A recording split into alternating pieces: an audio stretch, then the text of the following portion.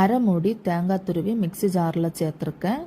Lemon சைஸில் புளி, கொஞ்சம் கருவேப்பிலை, 10 சின்ன வெங்காயம், 2 டேபிள் ஸ்பூன் மிளகாய்த்தூள், 1/4 டீஸ்பூன் மஞ்சள் தூள், 1 டேபிள் ஸ்பூன் ஜீரகம், ஃபைன் பேஸ்ட்டாக அரைச்சி எடுத்துட்டு நெத்தலி மீனை க்ளீன் பண்ணி வச்சுருக்கேன். அதில் ஆட் பண்ணிடலாம். ஆட் பண்ணிவிட்டு தேவையான அளவு தண்ணியும் ஊற்றிடுங்க. இப்போ ஒரு முருங்கைக்காய், 2 பச்சை மிளகாய், கொஞ்சம் கருவேப்பிலை, ஒரு தக்காளி தோலை சீவிட்டு வச்சுருக்கேன். அதையும் சேர்த்து தேவையான அளவு உப்பு போட்டு குழம்ப கொதிக்க விடலாம். ஸ்டவ்வை ஹை ஃப்ளேம்லேயே வச்சுக்கோங்க. இப்போ இந்த மாதிரி ஒரு கொதி வந்ததுக்கப்புறம் ஸ்டவ்வை மீடியம் ஃப்ளேமில் வச்சுட்டு உப்பு கரெக்டாக இருக்குன்னு பார்த்துட்டு உப்பு ஆட் பண்ணிடுங்க.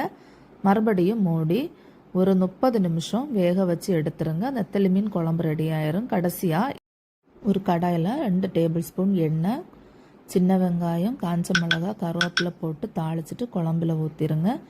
குழம்பு சூப்பராக ரெடியாக இருக்கும். ரொம்ப டேஸ்ட்டாக இருக்கும். கண்டிப்பாக உங்கள் வீட்டில் ட்ரை பண்ணுங்கள். வீடியோ பிடிச்சிருந்தா மறக்காமல் லைக் பண்ணுங்கள், ஷேர் பண்ணுங்கள், சப்ஸ்கிரைப் பண்ணுங்கள்.